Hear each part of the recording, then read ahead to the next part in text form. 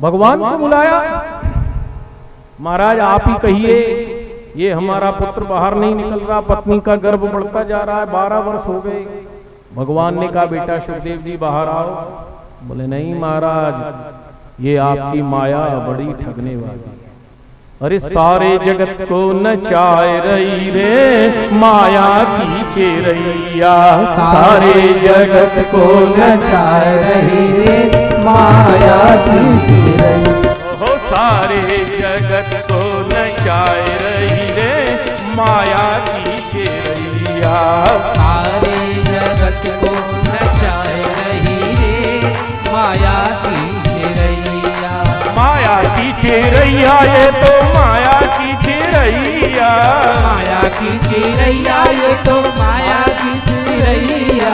माया की चेरैया, माया की चेरैया, माया की चेरैया ये तो माया की चेरैया। नट को तो नाच नचाए रही रे माया की, नटे को तो नाच नचाए रही रे माया की चेरैया। सारे जगत को नचाए रही रे माया की जय हो।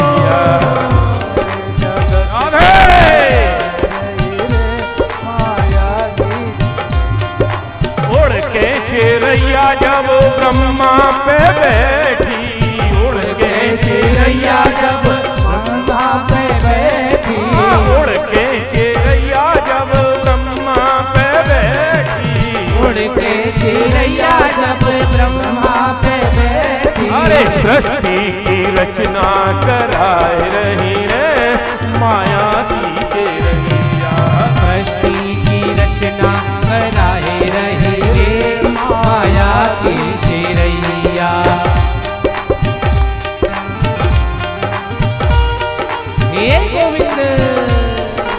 उड़ के चेरैया जब शंकर पे बैठी, उड़ के चेरैया जब शंकर पे बैठी, उड़ के चेरैया जब शंकर पे बैठी, उड़ के चेरैया जब शंकर पे बैठी। सृष्टि को नाश कराए रही रे माया की चेरैया, शक्ति को नाच नचाए रही अरे!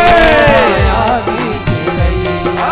सारे जगत को नचाए रही रे माया की चेरैया, सारे जगत को नचाए रही रे माया की चेरैया।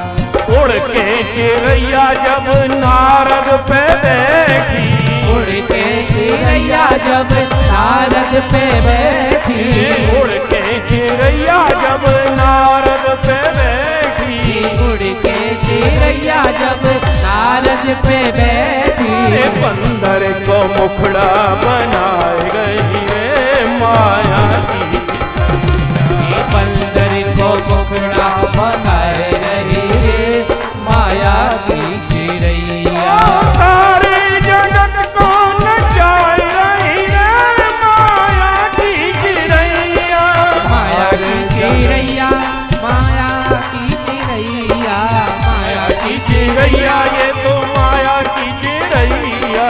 सब जग को नाच नचाए रही रे माया की चेरैया, सारे जगत को नचाए रही।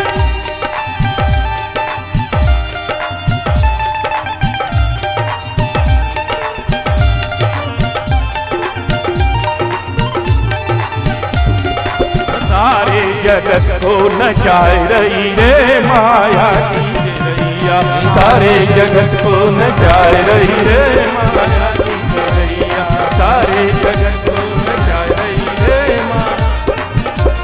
माया की चेरैया, माया की चेरैया, माया की चेरैया, माया की चेरैया। सारे जगत को नचाए रही रे माया की चेरैया, सारे जगत को नचाए रही रे माया की चेरैया, माया की चेरैया, माया की चेरैया, माया की चेरैया, माया की चेरैया। ये सब जगत को नाच नचाए रही रे माया की चेरैया।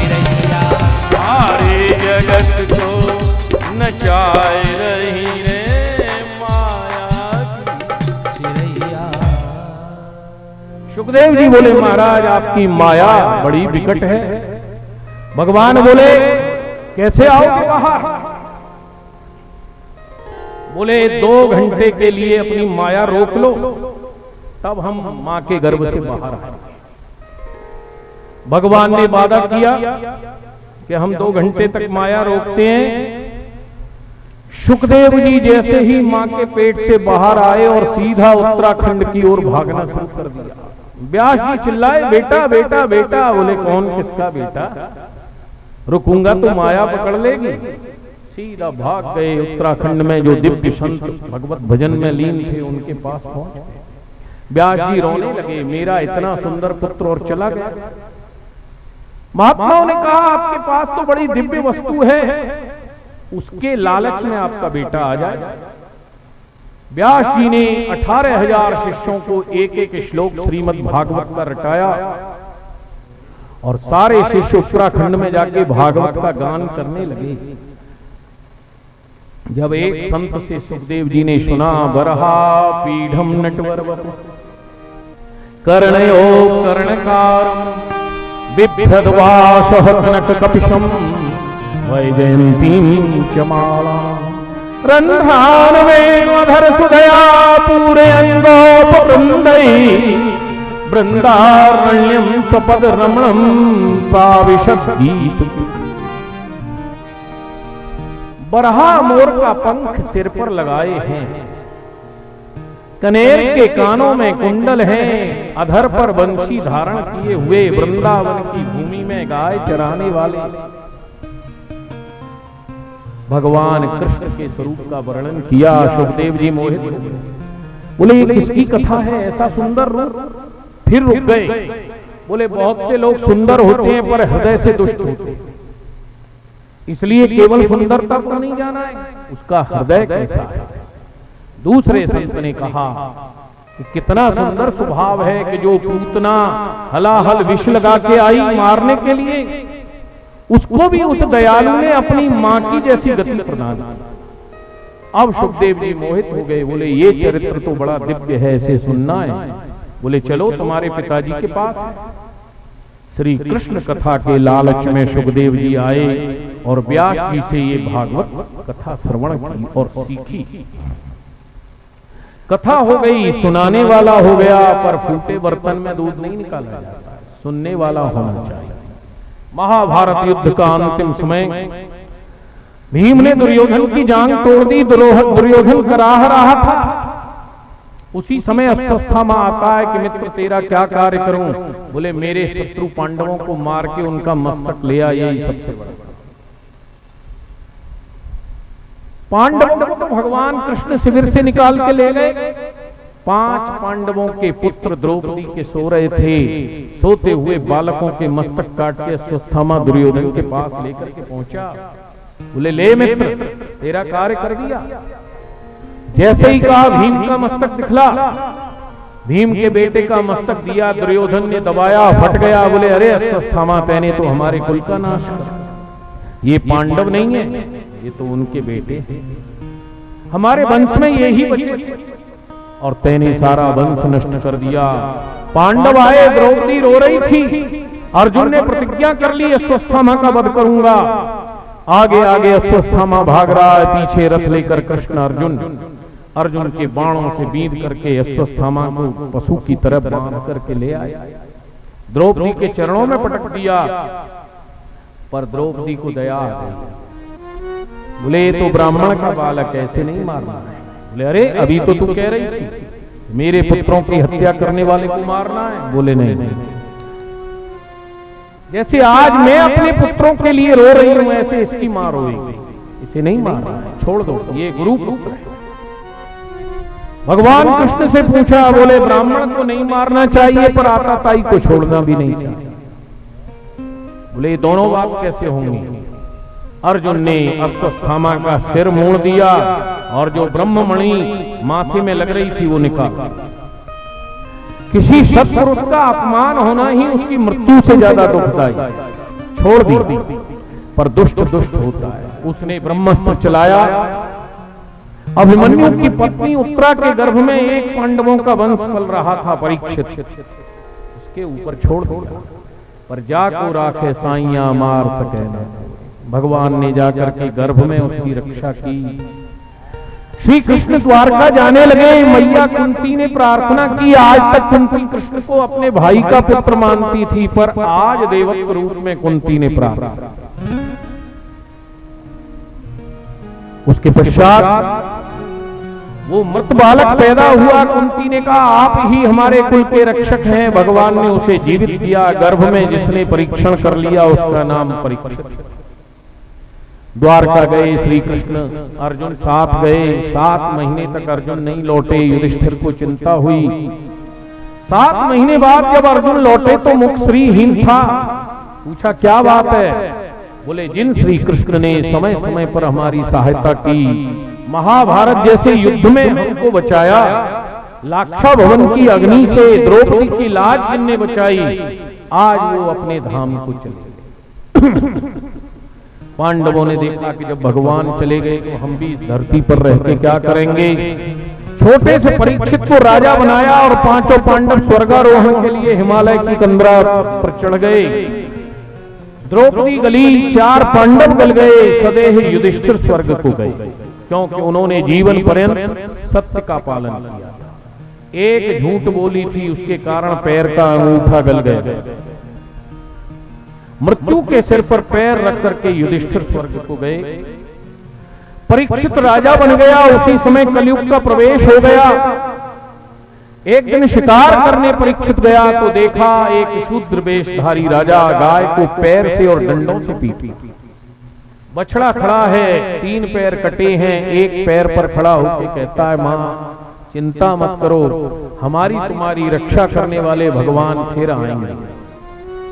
यदा यदा हि धर्मस्य ग्लानिर्भवत भारत। परीक्षित सुनता है, बोले, अभी कृष्ण नहीं है तो क्या है, कृष्ण अर्जुन का वंशज परीक्षित तो है। उस शूद्र को पकड़ लेता है, हाथ जोड़ता है शूद्र। बोले, महाराज हम तो आपकी प्रजा हैं। बोले, निकल जा मेरे राज्य से। बोले, नहीं नहीं, क्षमा करिए, हमको रहने के लिए स्थान दे दो। ये कलयुग था। 4 स्थान दिए। बोले, जहां जुआ खेला जाए वहां रहे, जहां मदरा पान हो वहां रहे, जहां चोरी की जाती है वहां रहे, और जहां वेश्याओं का स्थान है वहां रहे। बोले, ये तो स्वाभाविक स्थान है, कोई एक अच्छा स्थान दे दो। बोले, अच्छा ठीक है, जा सबसे कीमती वस्तु सोना स्वर्ण। सोना 2 प्रकार का होता है, ये सोना और ये सोना, दोनों में ही कलयुग है। बोलो जय श्री कृष्ण। जो ज्यादा सोने से प्यार करेगा और जो ज्यादा सोएगा, समझ लो कलयुग को निमंत्रण देगा। और एक युग में नहीं, 4 युग में।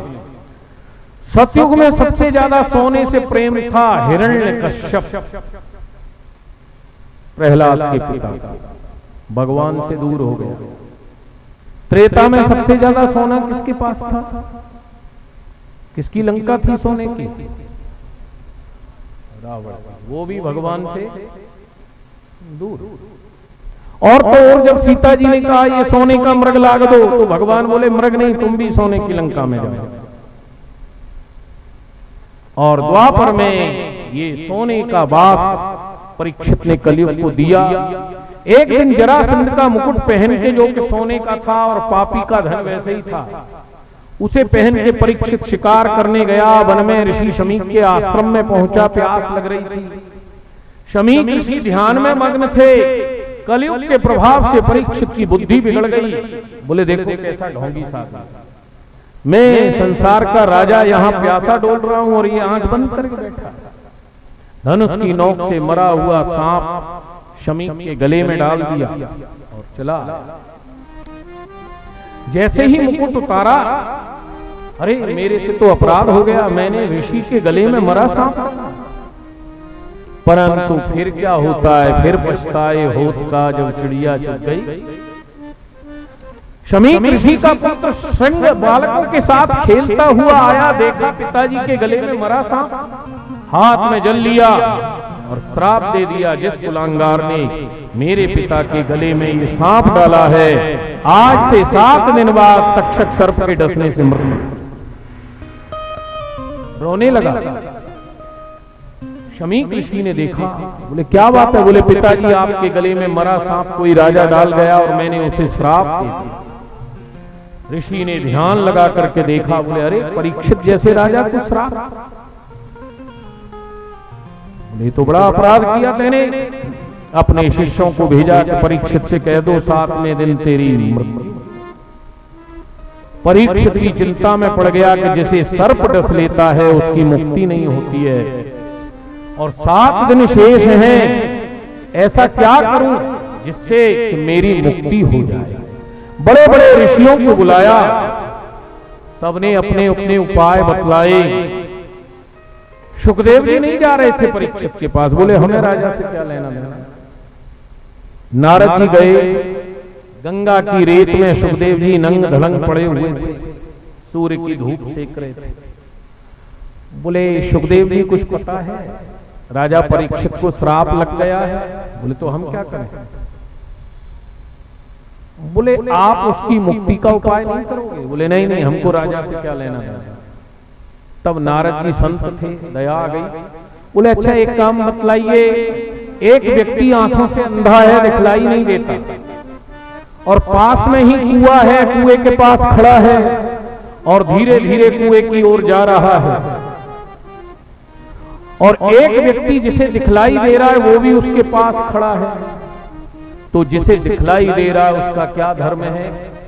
बोले जो कुएं में डूबने वाला है उसे पकड़ के बचा ले। तो बोले परीक्षित के पास भी ज्ञान की आंख नहीं, ज्ञान चक्षुओं से परीक्षित अंधा है और आपके पास ज्ञान की आंख है। अब आपको जो निर्णय करना है वो करो। तुरंत सुखदेव जी उठे, विकीर्ण केश, 16 वर्ष की सी आयु, दिव्य थे, सीधे गए। वहां उस सभा में सुखदेव जी के दादा परदादा बड़े बड़े संत थे, परंतु दिव्य तेज के आगे सबने खड़े होकर के मुनि सुखदेव जी का स्वागत किया। राजा परीक्षित ने आसन दिया। बोलिए परमहंस परिव्राजकाचार्य सुखदेव भगवान की जय। जय में आनंद नहीं आया, कुछ लोभ आ गया। हमने आपसे रुपया तो नहीं मांगा था, तो फिर जय में लोभ किस बात का है? जिस दिन रुपया मांगे उस दिन तो लोभ कर लेना, पर जय में तो लोभ मत करो। बोलिए सुखदेव भगवान की जय। सुखदेव जी ने आसन ग्रहण किया। हमारे श्री कुशदेव जी आपको एक भजन सुनाएंगे और उसके बाद 2 थालियों में आरती होगी, एक से माता करेंगी, एक से भाई करेंगे और यहां से आगे जो परीक्षित को कथा प्रारंभ हुई वो कल सुनाएंगे, क्योंकि आज ये जो समय सारणी है ये कह रही है कि बहुत से भक्तों को भूख लग जाएगी तो वो आपको गाली देंगे, इसलिए कथा को अब यहीं। बोलिए वृंदावन बिहारी लाल की। हाथ तो उठ जाते हैं पर अंदर से क्या दिक्कत है? एक बार जोर से बोलो, बोलिए वृंदावन बिहारी। बोलिए भागवत भगवान की। बड़ी सुंदर कथा सुना रहे हैं गुरुदेव भगवान, आप बड़े प्रेम से कथा सुन रहे हैं। जिस प्रकार से कथा श्रवण कर रहे हैं उसी प्रकार से भजनों में और कीर्तनों में उत्साह से ताली बजाते हुए कीर्तन को साथ में गाया करें। पीछे पीछे गाएंगे तो धीरे धीरे अभ्यास हो जाएगा। तो जो भी कथा के मध्य में भजन गाए जाते हैं उनको साथ में गाया करेंगे। इससे आपको लाभ ये मिलेगा कि कथा पूर्ण होने के बाद आप इनको गुनगुनाते रहेंगे अपने जीवन में। आइए बांके बिहारी के चरणों में सुंदर सा भजन। मेरी बांके बिहारी पिया चुरा दिल मेरा लिया रे, मेरी बांके बिहारी पिया चुरा दिल मेरा लिया। हाय हाय रे ये क्या कर दिया, हाय हाय तूने क्या कर दिया। मेरे बांके बिहारी पिया चुरा दिल मेरा लिया रे, मेरे बांके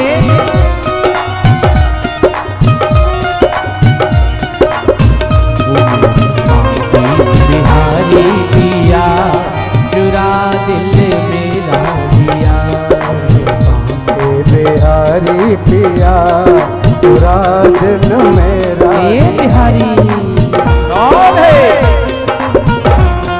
वृंदावन जाएंगे, बांके बिहारी का दर्शन करेंगे तो ये भजन याद आ जाएगा। तो जैसे ही दर्शन करेंगे चित्त को चुरा लेगा मेरा बिहारी।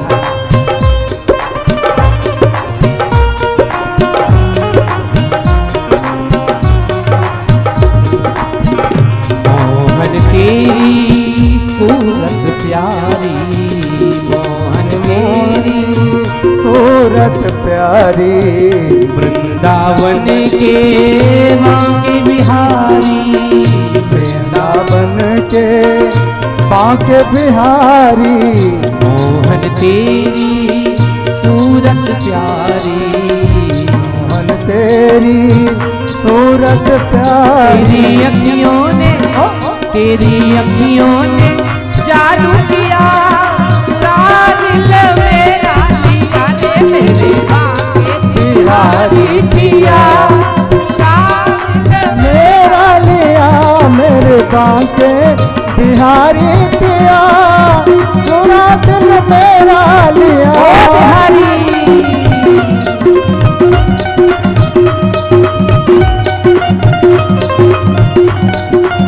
और ये मन कब चुरेगा? जब सत्संग का चस्का लग जाएगा, कथा प्रवचनों में गाएंगे नाचेंगे, तब ये मन बांके बिहारी चुराएंगे, उससे पहले नहीं चुरा सकते।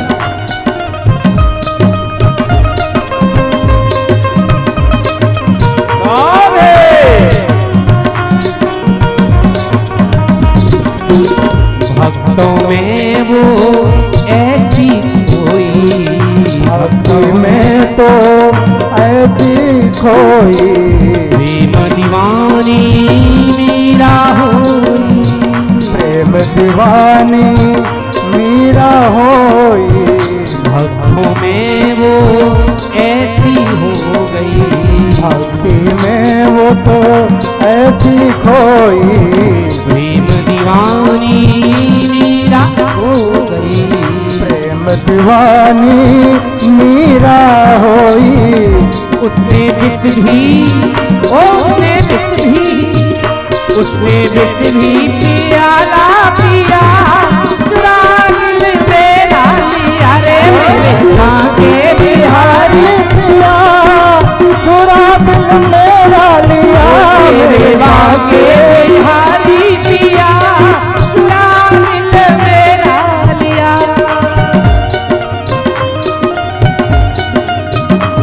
ए बिहारी जी